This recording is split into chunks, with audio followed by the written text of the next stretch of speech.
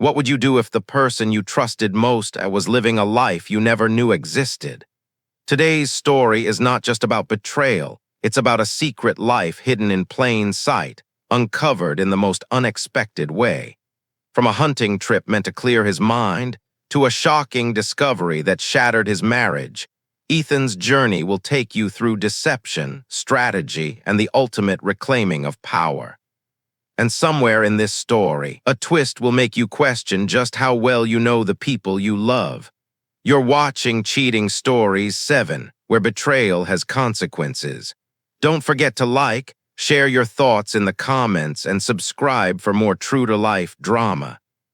Now, let's step into She Thought I Was Away, but I walked in on her secret double life. I woke before the cold had the chance to bite. The scent of coffee bloomed in the kettle, dark and metallic, filling the quiet kitchen. In the garage, the duffel bag sat open like a mouth waiting to be fed, and I filled it the way I had 100 times before. Base layers, wool socks, a battered thermos, the bone-handled knife my father once gave me.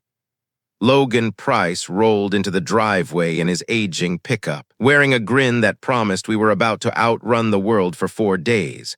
He honked once, a clipped note, and through the hallway light I caught Clara's silhouette drifting past, like a thought passing through my mind. "You good?" I called down the hall. We had learned to treat departures like stitches, quick, clean, no tugging. "Of course," she replied, her smile soft and practiced.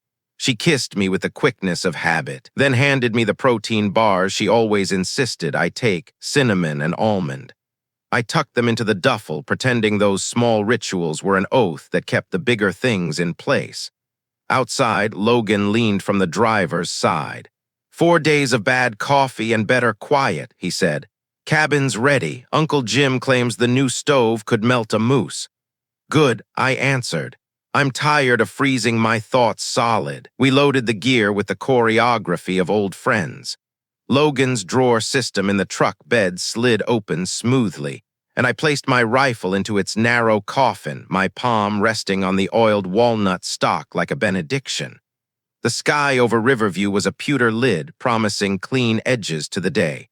I glanced back at the house. The door had already closed. Clara was a fan of clean edges, too. The highway unspooled ahead. Logan drove with one hand draped over the wheel, the other searching for a classic rock station on a radio that only believed in 3 channels. We talked about small, stupid things, the overpriced jerky at the gas station on Ashton Drive, the time last season when we tracked a buck for miles only to spook it with a sneeze. It felt good, the kind of good you miss even while you're still in it. At the cabin, we stacked the last of the firewood and brewed the first bad coffee of the trip. The new stove murmured like an animal asleep. Logan flipped open his laptop to check the weather radar. The satellite dish blinked like a patient heartbeat. I sat in the chair facing the pines, opened my dog-eared field journal and noted the time, the temperature, and my intention to be small in a big place. "Hey," Logan said, voice casual but eyes not. "Ever seen this site?" Without looking up, I replied, "If it starts with a Z and ends with me losing money, no." "Not that kind of site," he said, his mouth twitching like he'd tasted metal. "Dating, or what people call dating when they mean something else." I set the journal down. The laptop faced him, not me. On the screen, a thumbnail photo hovered, someone blurred, the algorithm playing coy. Logan scrolled and the coyness vanished. It was Clara's smile, not the one for friends, not the one for strangers, the one that belonged to us. For a moment, I thought it was a stolen image, something ripped from an old post. The internet is a thief of faces, selling them back as masks. I said that aloud, and Logan nodded as if granting me permission to hope. "Could be fake," he offered. "Happens all the time." But he didn't close the tab. Another click, another photo. Clara in the dark green sweater I bought her last Christmas, the same one she'd laughed over while trying it on over her pajamas in the weak morning light. But here the sweater fit differently. The lighting was flattering, deliberate. The background wasn't our home, yet the silver crescent at her collarbone was ours. The small burn mark on the cuff was ours, and suddenly my breath wasn't. The profile text was short and shameless, asking for a man with dark eyes, a lean runner's frame, 6 feet tall hair that waved when grown out, a mirror version of me. The phrasing tilted the way Clara wrote when she wanted to sound breezy about something that mattered too much. Sometimes they catfish with details, Logan said softly. They scrape data. Happens a lot. He scrolled again. Messages appeared, recent and undeniable, their tone belonging not to a stranger pretending to be my wife, but to a woman comfortable in the space she occupied. Close it, I told him, though I didn't mean it. Or I meant it the way you mean don't tell me when you really want to know everything. He turned the laptop toward me, removing any barrier of politeness. I sat, suddenly aware that the chair was the wrong height. My name wasn't on the page, but the story was being told with my body as its blueprint. I'm sorry, Logan said. What for? My voice was brittle. For being the messenger, he replied. For looking for weather and finding a storm you didn't ask for. Outside, the wind brushed the pines into a hush. I stared at the cursor, blinking beside a sentence that had my bones in it. I did the math every husband does in that moment. Maybe it's old, maybe it's stolen, maybe there's an explanation that isn't, but feels like one long enough to get you to tomorrow. Logan, who had survived his own version of this, didn't try to narrate my thoughts. He set the laptop aside and poured fresh coffee. We need proof, he said. Proof that isn't just a website. Screenshots help, but they don't carry the weight you'll need. Not if you're thinking what I think you're thinking. I'm not thinking at all, I said. It was almost true. We go back, he said. We do it cold, cameras, timing, dates. You don't force the fall, you let gravity do it. The image of Clara in the green sweater, the burn on the cuff, the way she'd twirled, it all sharpened into something else. Love, I realized, is a series of small proofs, any of which can be repurposed as evidence against you. We left 2 hours ago, I said. If she planned something for the weekend, she won't wait. She won't, he agreed. And if it's fake, I added, holding onto the last thread of hope, we'll have wasted gas. Then we hunt actual deer, he said, and toast the universe for once. But if it's not, you need more than a bruise and a broken door. I nodded. The stove breathed. The laptop fan whispered. The cursor kept blinking, marking time for a song I didn't know how to stop. Logan closed the lid gently, like one does with an instrument they respect. The room fell quiet except for the wind's soft brush. We packed the truck without words. The bag thumped into place, the rifle slid back into its narrow bed, the cabin door clicked shut. On the porch, I hesitated, some superstition I hadn't known tugging at me. 4 days can be another time, Logan said. I took a deep breath, finding the sore place behind my ribs. We climbed into the truck. The road away from the cabin looked different than it had that morning, the sky over Riverview trading pewter for a harsh winter glare. We didn't speak for the first 30 miles. When we finally did, it wasn't about Clara or websites or proof. It was about strategy, the kind that turns anger into angles and leaves something salvageable on the other side. First rule, Logan said, eyes fixed ahead. You never walk into a room you can't walk out of. I glanced at the scar along his jaw, a story I already knew. I pressed my palms flat against my thighs and made a vow, small, sharp, unshakable. I wouldn't let the first story I heard be the last story told. Logan didn't speak at first. He simply turned the laptop so that its glow fell directly across my face. A thread of messages ran down the page, each one like a bead on a string I hadn't known existed. Clara's profile was still open, her photo framed by a headline that felt like a gunshot, looking for something special this weekend. The replies were worse. She'd told someone she could make time Friday night, hinted that Sunday might be open too. The man on the other end, screen name Mariner67, wasn't just flirting. He was confirming where, when, and exactly what they'd do. Her responses carried the kind of familiarity that left no room for doubt. This wasn't the thrill of a first exchange. This was routine. I read until the words blurred, my mind trying desperately to overwrite them with anything else. But the images formed on their own, Clara's laugh, the tilt of her head when she was listening, now transplanted into a room that didn't belong to me. The sour burn in my throat had nothing to do with the cabin's bitter coffee. I set the mug down before it slipped from my hand. "She's meeting him," I said. My voice sounded like it belonged to someone else. "This weekend." Logan leaned back in his chair, arms folded. "That's what it says."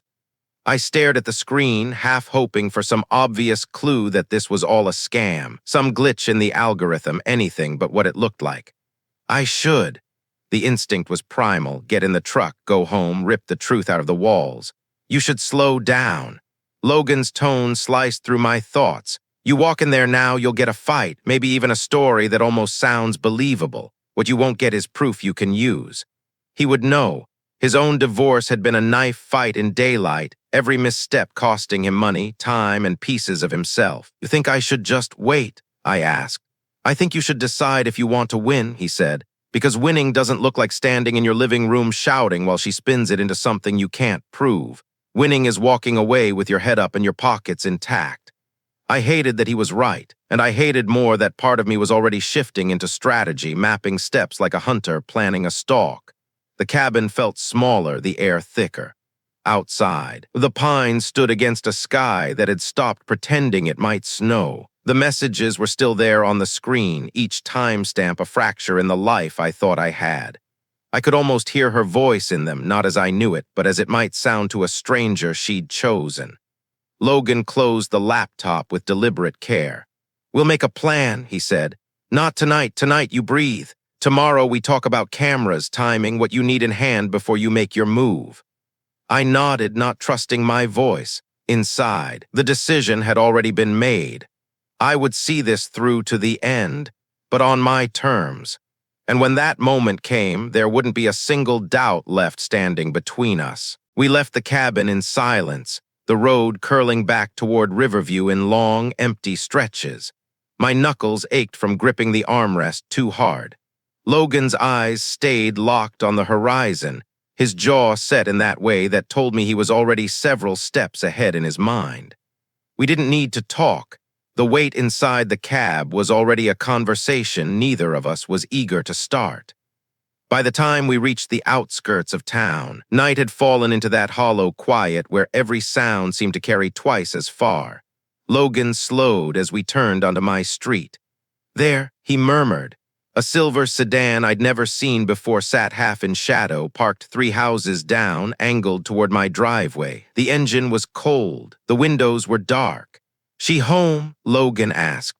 "She should be," I said, but my gut told me that car wasn't lost. We rolled past without slowing. My pulse jumped as my house came into view, lights glowing in the living room, curtains half drawn.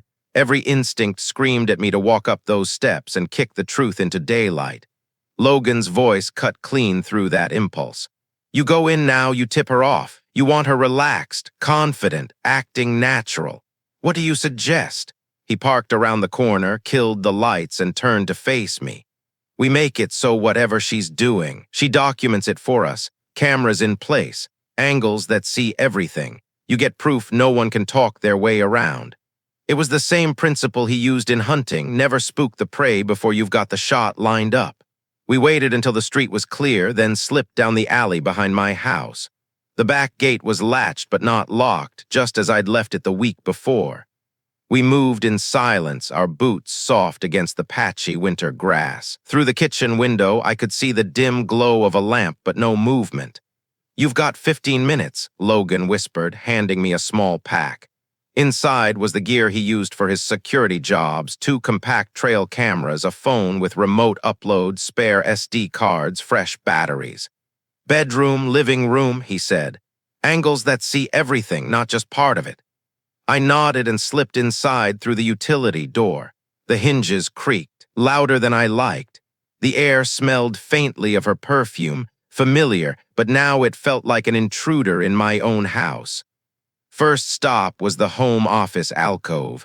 I pulled open the small safe, fingers moving quickly. Passport, birth certificate, marriage license, social security card, all into the bag. I took half the cash from the emergency envelope. The gold coins stayed, too obvious if she noticed. In the bedroom, I climbed onto a chair to reach the tall cabinet by the window. From the top shelf, I placed the first trail camera so its lens peeked between stacked hats. From that angle, it covered the bed, the doorway, and most of the dresser. The burner phone went behind a row of books on the nightstand, its camera just clearing the spines. I adjusted the curtain to leave a narrow gap toward the street, enough light for detail without drawing attention. Every move felt like a trespass in my own life. In the living room, I mounted the second camera high on the bookshelf, angled down toward the couch and entryway. Its motion sensor would trigger on anything crossing the space. I slid in a fresh SD card, checked the battery, and locked it in place. I did one last sweep, drawers closed exactly as I'd found them, cushions left the same, nothing out of place. The goal wasn't to hide forever, just long enough to catch what needed catching. 2 short beeps from the walkie clipped to my belt, Logan's signal. My time was up. I eased out the back, closing the utility door until the latch clicked and crossed the yard. Back at the truck, Logan didn't ask how it went. He simply started the engine and pulled away slowly, his eyes scanning the mirrors. "Now," he said, "we let her hang herself." I didn't answer. My mind was already inside those rooms again, imagining the tiny lenses blinking to life when the front door opened, recording whatever stepped into view. This wasn't my home anymore. It was a blind, and she was the game we were hunting. We didn't drive far. Logan looped us into the supermarket parking lot 2 blocks from Maple Avenue, the same spot where teenagers practiced bad parking and retirees traded gossip on Saturdays.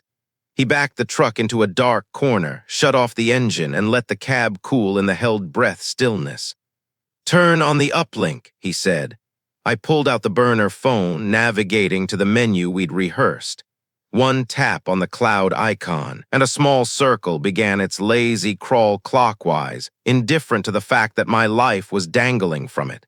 For a full minute, nothing happened. Then the first sequence loaded, 6 images, time-stamped, each spaced 15 seconds apart. Image 1, an empty bed, pillow still creased from where her head had rested that morning.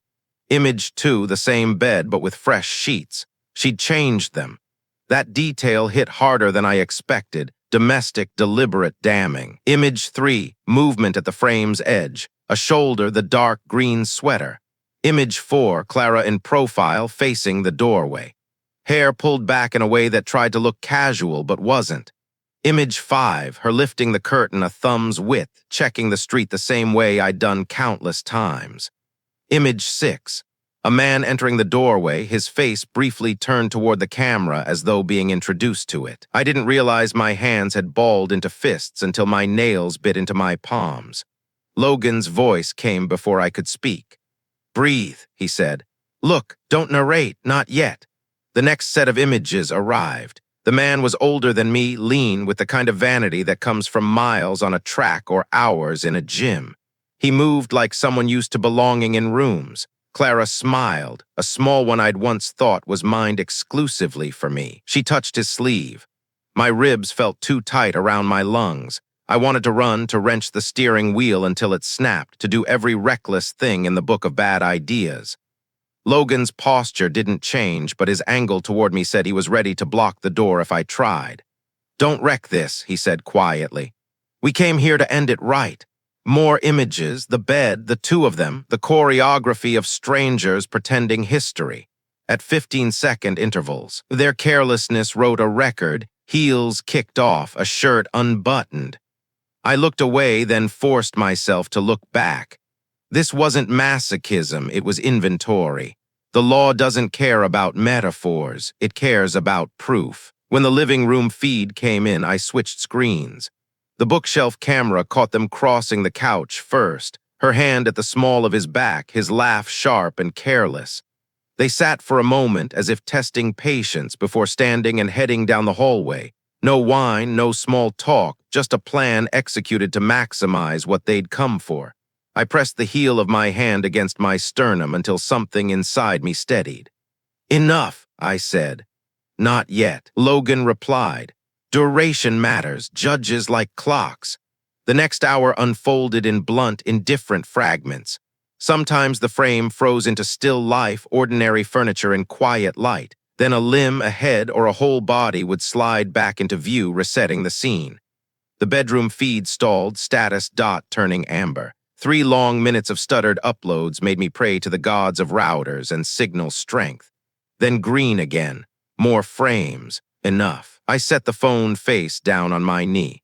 My voice was steadier than I felt. We have it. Logan checked the sync to the cloud and returned the phone. We have the beginning, he said. Now we need the middle and the end. I can't watch another second. You won't, he said. The cameras will. We let the truck stay dark while the lot carried on its quiet business. A couple argued 2 aisles over. A delivery van idled and left. I thought of the cabin stove, the mug I'd left half full, the clean sky we'd driven away from. They belonged to a parallel day I could never return to. Logan tapped the screen again. Scheduling, he said. Bedroom phone pushes to the cloud every 6 hours. Trail cam saves to card, I'll swap it tomorrow. You text Clara like you always do from the mountains. Apologize for spotty coverage. Keep the pattern alive. The cruelty of that, having to mimic the man who didn't know, made my jaw lock. But the logic was clean. Clean logic was the only kindness left. I drafted the usual trip message, same rhythm, same harmless details. Logan read it and nodded. When I hit send, it felt like pressing on a bruise just to see if it still hurt. He started the truck. You don't go home, you don't drink, you don't improvise, you sleep on my couch, or not at all. Tomorrow we pull the first dump and call Rachel with something she can use. I watched my street shrink in the side mirror. For a moment, the front windows glowed, curtain drawn half an inch off-center, like the room itself was peeking out at us. Logan, I said, my voice surprisingly calm. If she begs, if she says it was a mistake, if she says she picked men who looked like me because she wanted me. You let the evidence talk, he said. You don't buy the story she's trying to sell. You don't donate your clarity. I nodded. The phone buzzed with another thumbnail, more images marching into the archive where feelings don't matter. I didn't look. At a red light, Logan glanced over. This part always feels like failure, he said. It isn't. It's the hinge. Do it right, the door swings your way. I held the phone, small and immense at once, and accepted a simple truth. Love had been something we did together. Proof would be something I carried alone. The light turned green. We drove on, and for the first time since the stove clicked on in the cabin, I felt the faint outline of a future that wasn't made entirely of glass. Ethan didn't sleep that night. Even after coming back early from the hunting trip, the images refused to fade. The stranger in his bed, the look on Clara's face. Every time he closed his eyes, the scenes replayed in sharp, merciless detail. Logan, reading his friend's restless pacing like a book, made a call the next morning. By noon, we were seated in the quiet, glass-walled office of Rachel Boyd, a divorce attorney with a reputation for dismantling liars one careful question at a time. Rachel was in her early 40s, with the kind of presence that didn't need raising its voice to command a room. Confident without arrogance, sharp-eyed without cruelty. She listened without interruption as I laid out everything, how the dating profile had appeared, the messages arranging a weekend rendezvous, and finally, the damning footage from the hidden cameras. When I finished, she leaned back, fingers steepled, letting the silence settle like a closing net. Infidelity, she said slowly, isn't just betrayal. In this state, it's leverage. If you want out, we make sure you walk away with what's yours and maybe a little more.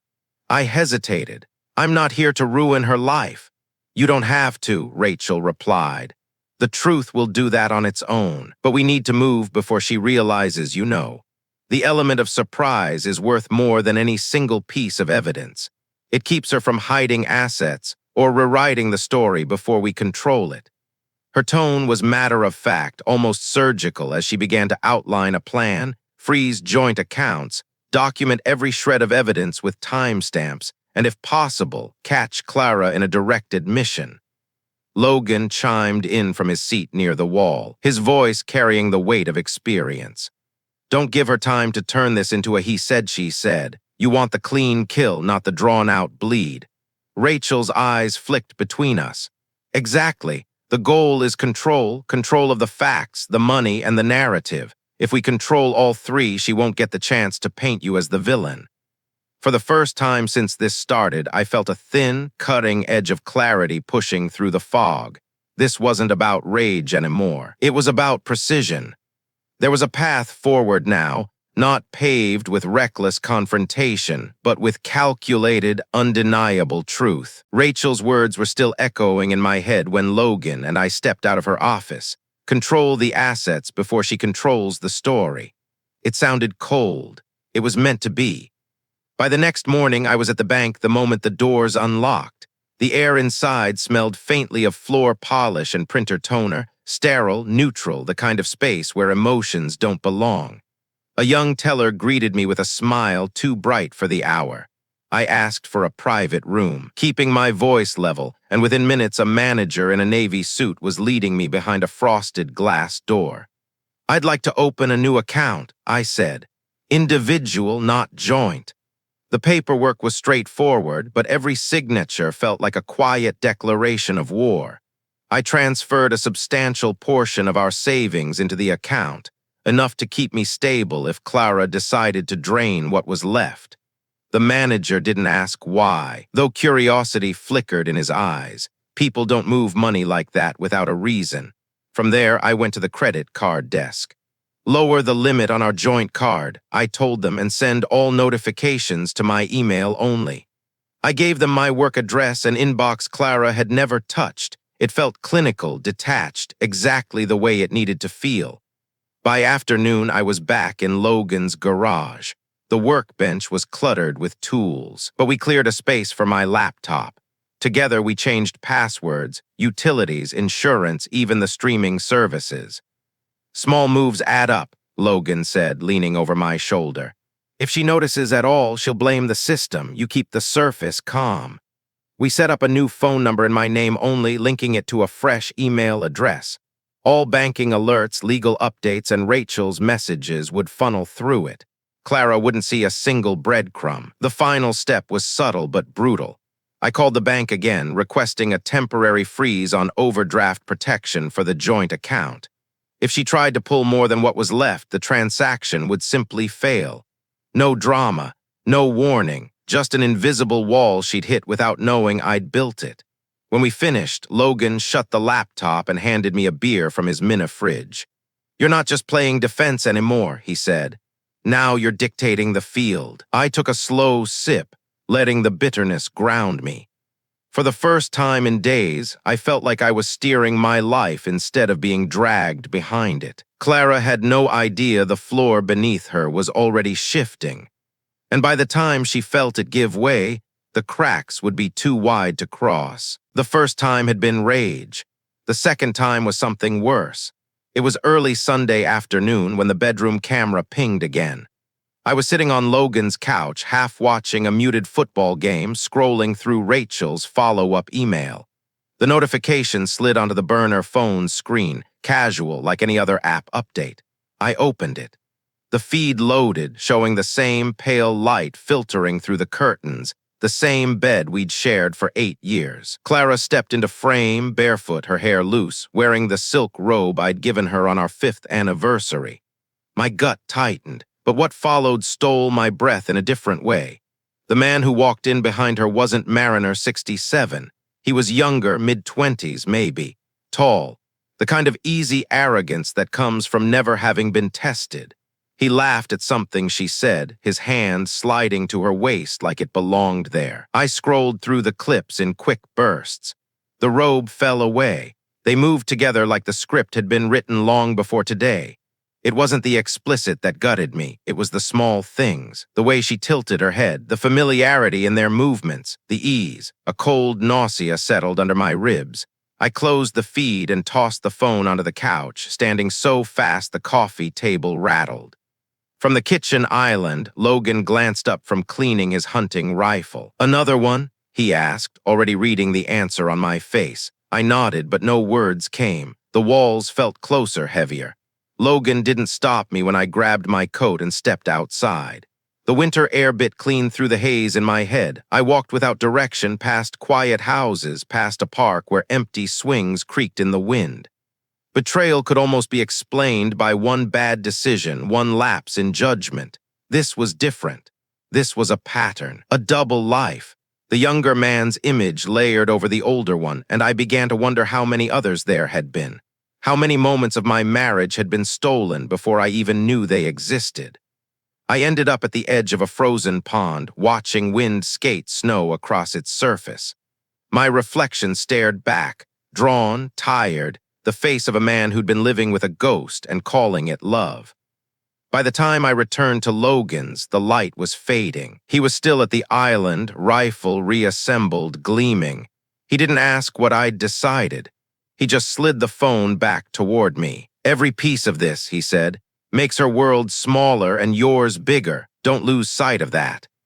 I picked up the phone again. My hand was steady now.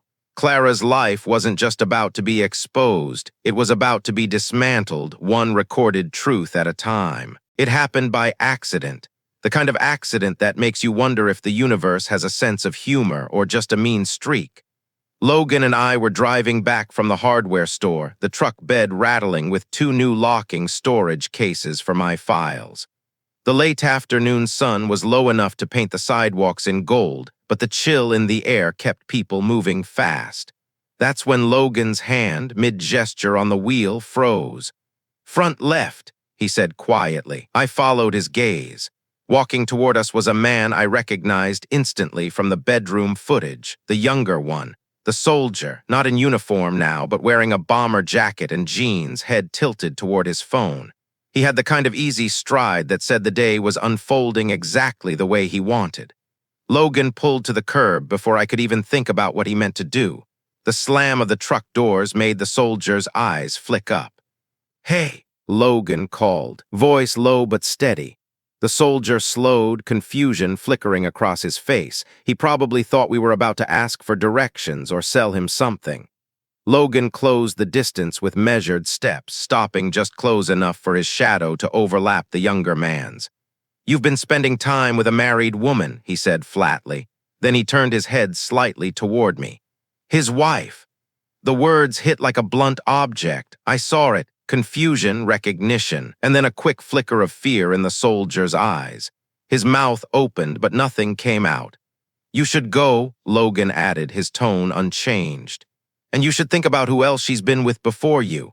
The color drained from the man's face. He stepped back once, twice, then turned and walked quickly, too quickly for someone pretending not to care.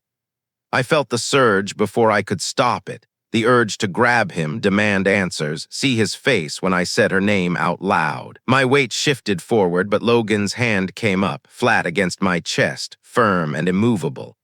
"Don't," he said. "He's a pawn," Logan cut me off. "You don't waste your queen's move on a pawn." The soldier was already across the intersection, swallowed by the crowd. My pulse was still pounding. Logan stepped back toward the truck.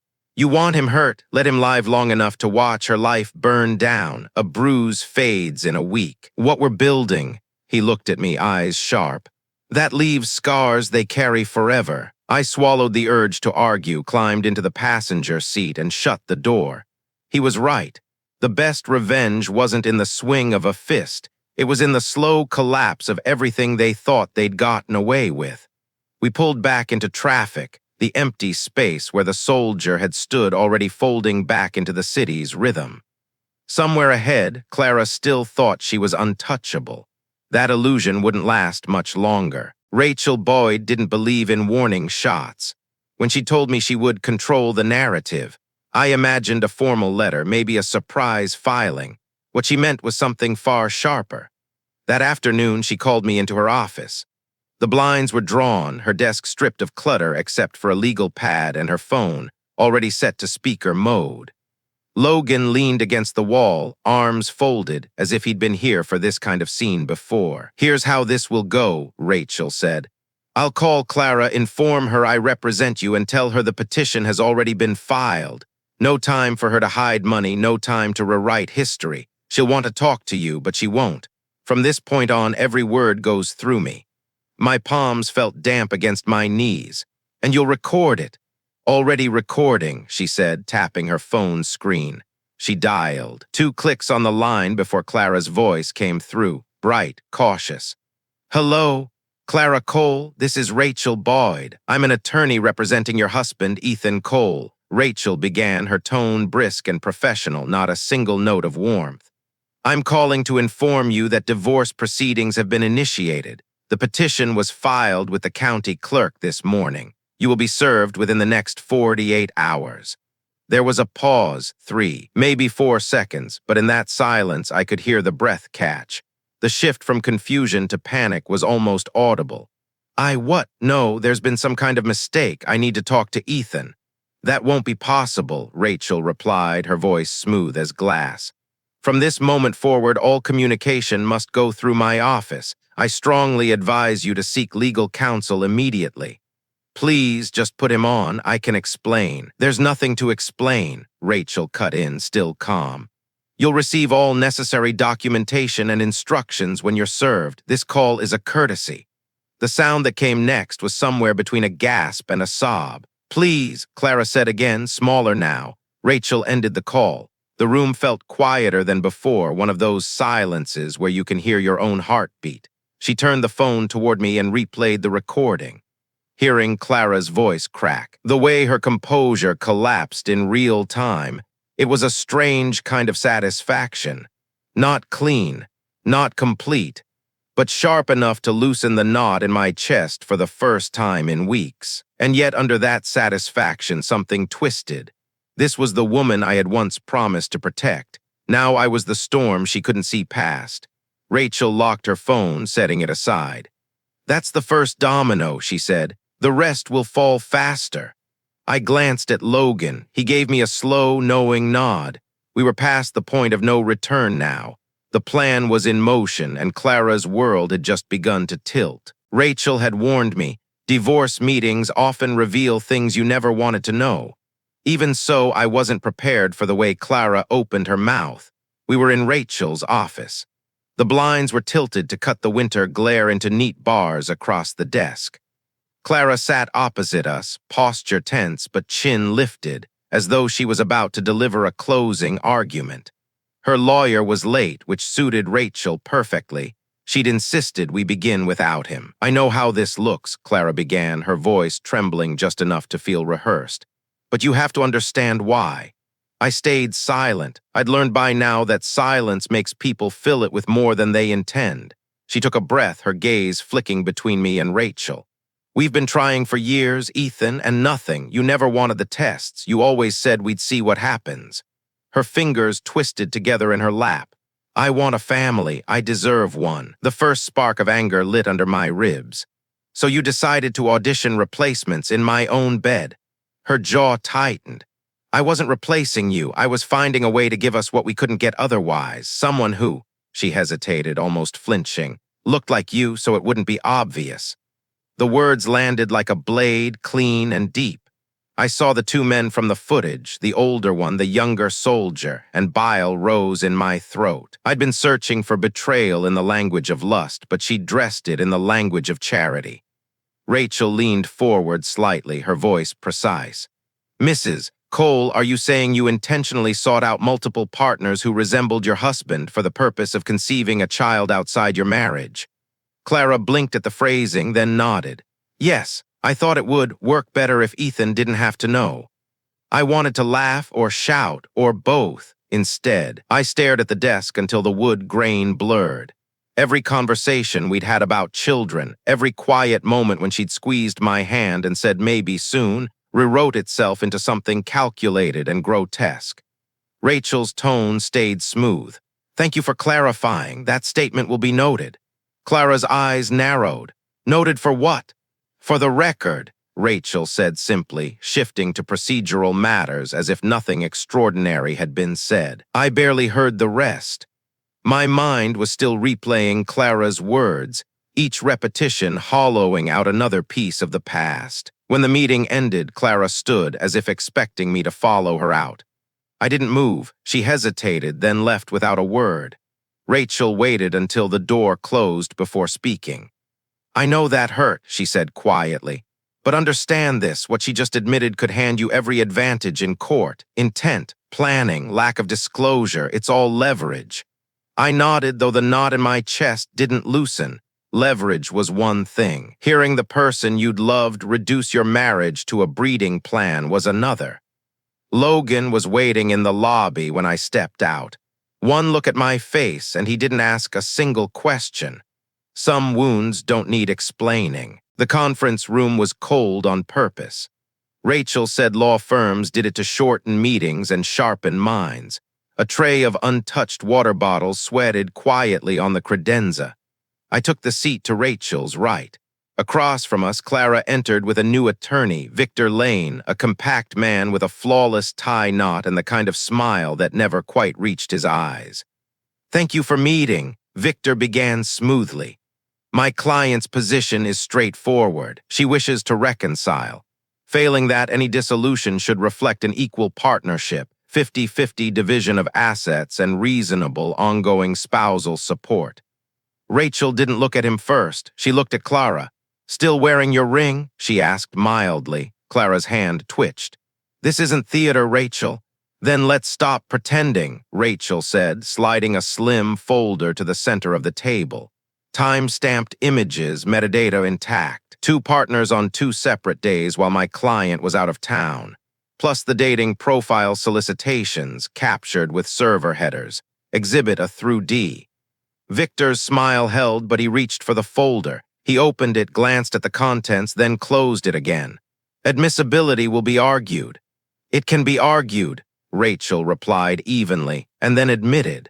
"And if we proceed, we'll subpoena the platform logs, chat transcripts, and only if necessary, the identities of all partners involved. We'll also request a standing order for STD panels and a paternity exclusion if conception is alleged." "This is not a threat, Mr. Lane, it's a preview." A faint crack appeared in Victor's composure. "Let's not posture." "Posture," Rachel said with a polite edge, "is demanding reconciliation after broadcasting for substitutes who resemble your husband." Color rose in Clara's cheeks. She leaned forward, her voice caught between anger and desperation. "You can't take my life from me because I wanted a family." Rachel's tone didn't change. "You started taking your life from yourself the moment you decided deceit was a fertility plan." Silence stretched, broken only by the hum of the AC. Victor recovered first. "Regardless of moral framing, marital property is marital property." "Agreed," Rachel said, "which is why our proposal is generous, given the facts. A structured buyout of the house from escrow proceeds. No claim on my client's premarital accounts. 6 months of transitional support, and my client pays 60% of your fees if we sign today. In return, full mutual non-disparagement, confidentiality on all exhibits, and a no-contact provision outside counsel." Clara laughed once brittle. 6 months after 8 years together. Rachel slid a second document across. "If this goes to court, we file on fault with corroboration. You risk less than 6 months and public findings that will live wherever Google lives. Pick the private door." Victor tried a softer tone. "My client contributed substantially to the household in non-economic ways." "My client can list them," Rachel said. "He can also list the nights the household turned into a venue we'd rather not."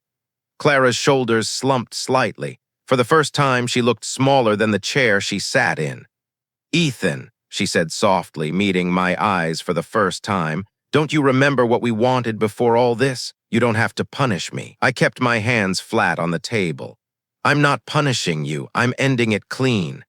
Victor straightened the folder as though realigning the papers could restore leverage. "We'll need a moment."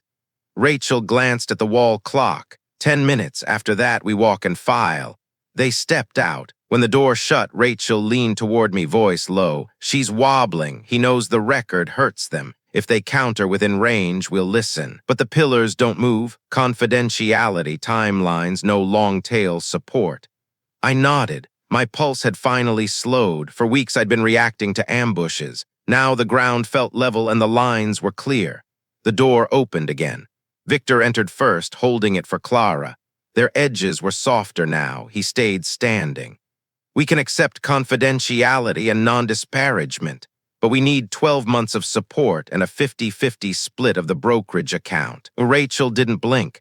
9 months, 40% of the brokerage measured as of the petition date, no retroactivity, no claims on post-separation bonuses. You leave with liquidity and dignity, or you leave with discovery and headlines. Victor looked at Clara. She stared at the water tray, then at me. The ring on her finger caught the light. 9, she said quietly. Put it in writing, Rachel said. We'll draft signature pages and hold service in abeyance, conditional on compliance. As papers were gathered, Clara looked at me one last time. You'll never forgive me, will you?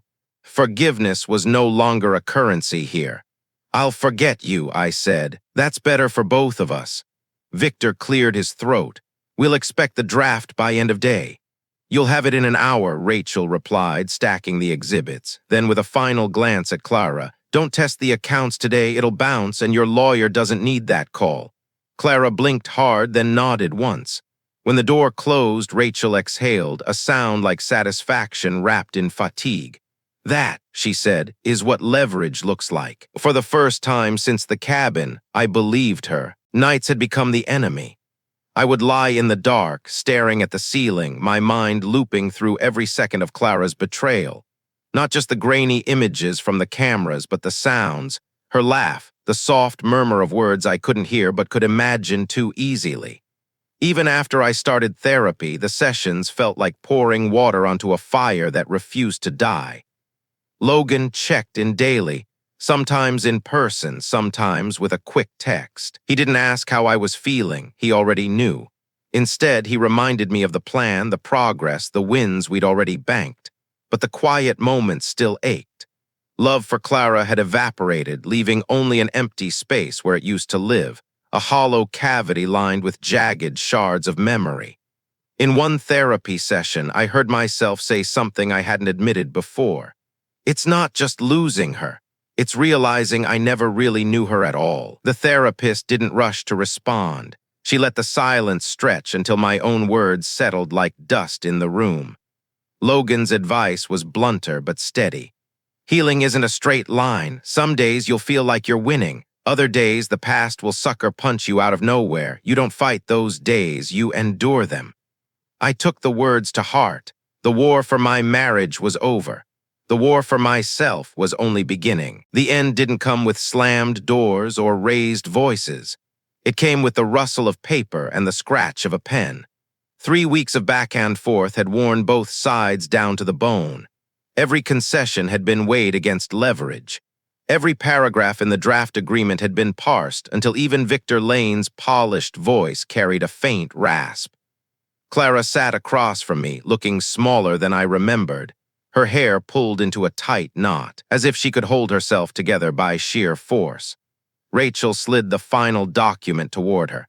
6 months of transitional support payable in monthly installments. You vacate the property within 14 days of receiving the first payment. No claim on post-separation earnings. Mutual confidentiality. Mutual non-disparagement. Clara's fingers hovered above the page. And I leave the city. That was your offer, Rachel reminded her. We accepted. Victor gave her a subtle nod. It's the best path forward. She looked at me then, searching for something, regret, hesitation, maybe some faint trace of the man who once woke beside her. Whatever she hoped to find wasn't there. The well was dry. One by one, she signed the pages. Each signature landed with the weight of a gavel. Rachel gathered the papers without ceremony. We'll file this with the court before the week is out. Your first payment will process the day you hand over the keys. Victor rose first, offering Rachel a hand. Pleasure doing business, he said, though fatigue seeped through the polish. Clara stood more slowly, her chair scraping softly against the floor. At the door, she turned to me. Ethan, I hope someday you understand. I do, I said. That's why we're here. 2 weeks later, the house was mine alone. I didn't linger. The movers came on a Thursday morning, and by nightfall the rooms were empty, nothing left but the echo of years. I locked the door for the last time, slid the keys into an envelope for Rachel, and walked away. The sale closed quickly. Watching the funds hit my account didn't feel like victory, it felt like reclaiming stolen ground. One evening I drove past the house. The curtains were already different. My life there was sealed away behind someone else's windows. I felt nothing but relief. Over beers that night, Logan summed it up best. Cut the cord clean. You can't heal with one foot still in the fire. I raised my glass to never looking back. The clink of bottles was the only closure I needed. The new apartment wasn't large, but it was mine in a way the old house hadn't been for years. No ghosts in the walls. No unspoken resentments clinging to the furniture. Just white walls, tall windows, and the quiet hum of a space that hadn't yet learned my habits.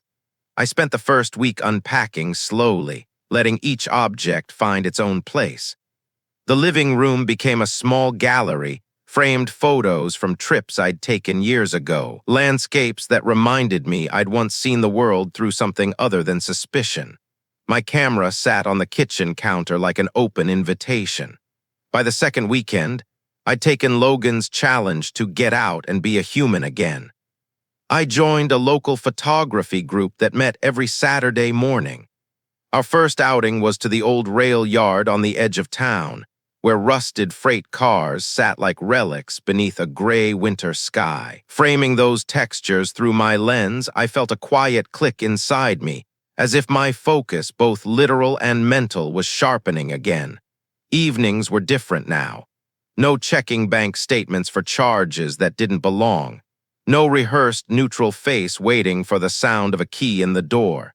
Instead, I tried new restaurants, attended a gallery opening, signed up for a community cooking class. I wasn't looking for anything or anyone, but I was open in a way I hadn't been for years. Rachel kept her word, staying on top of the last loose legal threads. She called one afternoon to confirm the final decree had been entered. "It's officially over," she said, her tone warm but measured, like someone delivering good news to a man who'd been bracing for bad too long. "Thank you," I told her, "for everything." "That's my job," she replied. Then, after a pause, "And you did your part. Most people don't walk out of something like this standing as tall as you are right now." Later that night, it struck me. This wasn't just survival anymore. I was building again, not rebuilding what I'd lost, but creating something new from the ground up. On my balcony, camera in hand, I caught the last blush of sunset between the buildings.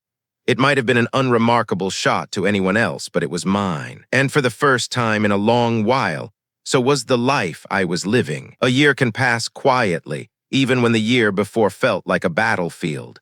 12 months after signing the last document, I woke in my apartment to the sound of light rain tapping against the balcony door. No tightness in my chest. No shadow of something unfinished waiting for me. Just the calm rhythm of a morning that belonged entirely to me. The photography group had become a fixture in my weekends. I'd shown work in 2 small exhibitions, even sold a couple of prints to strangers who liked the way I saw the world. Logan and I still met every other Friday for a beer, but our conversations had shifted from strategy and evidence to road trips and fishing spots we'd never gotten around to. Late in the spring, a letter arrived. Plain white envelope, no return address, but the handwriting was unmistakable. I left it on the kitchen counter for 3 days before opening it. The words inside were careful, too careful, an apology laced with nostalgia. Sentences reaching for the warmth of what we'd once been. She admitted fault, admitted lies, and then, as if it were a natural conclusion, wrote that she hoped we could meet, to talk, to see if there's still something worth saving.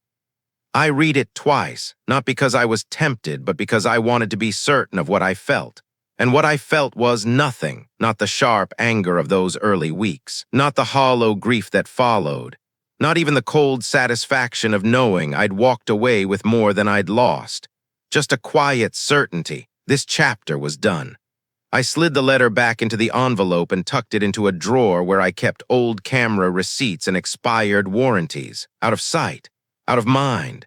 That evening, I took my camera down to the riverfront. The air smelled of wet stone and blooming trees. I caught a shot of the water breaking around the pilings of the old bridge, the current carrying everything forward whether it wanted to move or not. As the shutter clicked, I realized I wasn't looking back anymore. Not to what I'd lost, not to what I'd endured, not even to the person I'd been in the middle of it all. The past was a landscape I'd already photographed, My focus was set ahead. Logan called as I was walking home. "Thinking about the cabin this fall?" he asked. "Yeah," I said, smiling to myself. This time just for the hunt. No shadows, no traps, just the clean, open air of a life I'd chosen. And for the first time, I understood moving on isn't about forgetting. It's about no longer needing to remember. And that was the end of Ethan's story. What began as a quiet weekend hunting trip became the moment his entire marriage unraveled, and the start of a new life on his own terms. In the end, Clara lost everything she thought she could control, and Ethan walked away with his freedom, his dignity, and the proof that truth, when used right, can be the sharpest weapon. But what about you? If you uncovered a secret life like this, would you confront them immediately, or plan your moves like Ethan did? I'd love to hear your thoughts in the comments below. This is Cheating Stories 7, where every betrayal has a price. If you enjoyed this story, give it a like, share it with someone who loves a good drama, and subscribe so you don't miss the next twist. Until next time, take care and remember, the truth always comes out.